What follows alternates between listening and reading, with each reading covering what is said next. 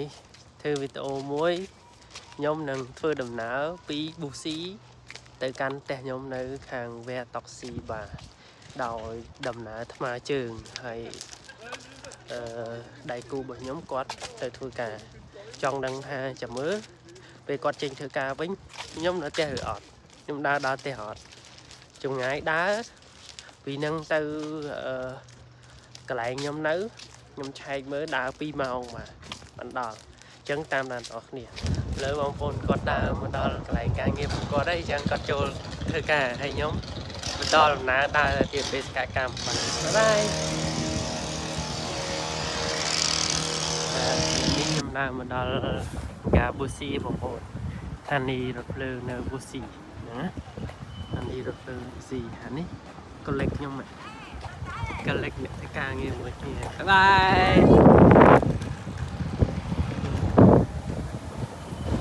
ណាតែក៏តែនេះខ្ញុំដើរមកដល់ស្ថានីយ៍បងប្អូនខ្ញុំដើរមកដល់ចំណុចផ្សារអញ្ចឹងខ្ញុំក៏បន្តដំណើរដើរទៅមុខទៀតបងប្អូននេះខ្ញុំដើរទៅតាមចំណុចនេះហើយខ្ញុំដើរមកដល់កន្លែងនេះបងប្អូនតាមសាលារៀនហ្នឹងគេឲ្យដើរតាមហ្នឹងទៅ Google គេឲ្យដើរតាមហ្នឹងទៅវាទាំងនេះខ្ញុំមិនដែរមកហើយបងប្អូនចឹងខ្ញុំចង់ដើរមើលថាភូមិហ្នឹងវាមិនខ្លះចឹងណាអ្នកនររឿងចម្លែកមួយ Google គេឲ្យខ្ញុំដើរតាមនេះប៉ុន្តែផ្លូវជាក់ស្ដែងគឺនេះបងប្អូនផ្លូវជាក់ស្ដែងគឺអាចដើរតាមនេះបានអញ្ចឹងបើយើងដើរជាក់ស្ដែងយើងដើរតាមនេះតែបើយើងដើរតាម Google យើងដើរតាមនេះវាមកខាងនេះអញ្ចឹងនេះផ្លូវនេះមានកៅអីទៅទៀតបាទបងប្អូនចឹងមិនថាយើងចេះមើល Google ខ្លះយើងដើរឆ្នៃខ្លួនឯងស្ថានភាពជាក់ស្ដែងខ្លួនឯងខ្លះដំណើរជីវិតយើងក៏ដូចគ្នាដែរសម័យនេះយើងមានបច្ចេកវិទ្យាជួយយើងបានខ្លះហើយយើងត្រូវឆ្នៃខ្លួនឯងភាពជាក់ស្ដែងលើខ្លួនឯងដែរបើយើងអត់ចេះឆ្នៃទេយើងដើរទៅតាមការចង្អុលបង្ហាញរបស់ Google សុទ្ធយើងអត់ចំណេញទេដូចខ្ញុំដើរអញ្ចឹងធម្មតាផ្លូវនេះ Google គេឲ្យយើងដើរកាត់មកតាមនេះប៉ុន្តែផ្លូវជាក់ស្ដែងយើងអាចដើរតាមនេះបានអញ្ចឹងយើងចំណេញណាបងប្អូនបាយគឺខ្ញុំដើរកាត់កន្លែង Gymnast ធ្វើការ៉ាតេធ្វើអីគួតការ៉ាតេអីឆ្លងកាត់អត់បងប្អូនមេរីចាស់បាទកន្លែងនេះគឺជាកន្លែងគេហាត់ការ៉ាតេគួតការ៉ាតេអីនៅប៊ូស៊ីបងប្អូនសាល Gymnast ហើយកន្លែងនេះគឺជាស៊ីមជាកន្លែងតម្កល់សាកសពគឺធ្វើអីផ្សេងៗដែលតាក់ទងនឹងរឿងខ្មោចទេខ្ញុំដើរតាមផ្លូវនេះទៅកន្លែងនេះភ្នោខ្មោចបងប្អូនភ្នោខ្មោចរបស់គេស្អាតៗណាមើលខ្លាំងវាគេ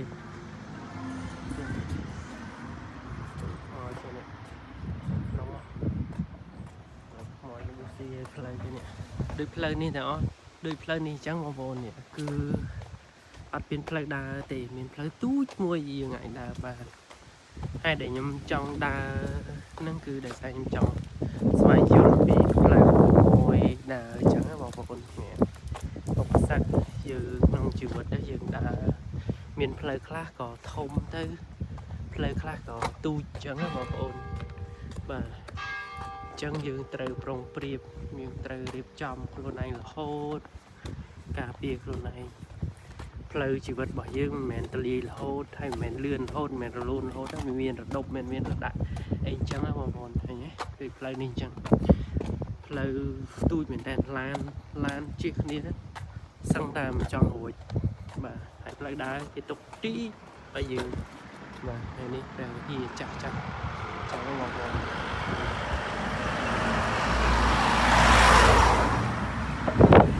នេះជាក់ស្ដែងបងប្អូនផ្លូវជាក់ស្ដែងនេះយើងអាចទៅបត់ស្ដាំបានមែនតែនេះដើរមកដល់ហើយនេះទេសភាពស្អាតណាបងយើងខ្ពស់បន្តិចយើងមើលឃើញទៅលើអញ្ចឹងណាទៅក្រោមច្រឡំហើយនេះផ្ទះគេបាទផ្ទះឯកជនរបស់គេ ខ្ញុំចាប់អារម្មណ៍ថាប្រទេសបារាំងគឺធ្វើផ្ទះតាមពោះទៀបទៅលើតាមដីវាអត់ស្មើទេពោះទៀបទៅបងប្អូននេះអ្នកខាងក្រោមគេរស់នៅខាងក្រោមទៅអ្នកខាងលើគេរស់នៅខាងលើទៅនេះ stop ឆ្លងទៅខាងនោះបាទពេលហ្នឹងគឺសម្រាប់នៅក្នុងព្រៃសិនមកអង្គុយតាមផ្លូវបងប្អូនបាទអង្គុយយកខ្យល់អាកាសសិនពេលអង្គុយចឹងមិនដឹងថាហត់ដែរតែបងប្អូនក្រោយពីដើមមកម៉ោងទៅចឹងខ្ញុំសម្រាប់ប្រហែលជា15នាទីខ្ញុំនឹងធ្វើដំណើរទៅទៀតទៅផ្ទះខ្ញុំដោយថ្មើរជើងបងប្អូនស្ងាត់ឆឹង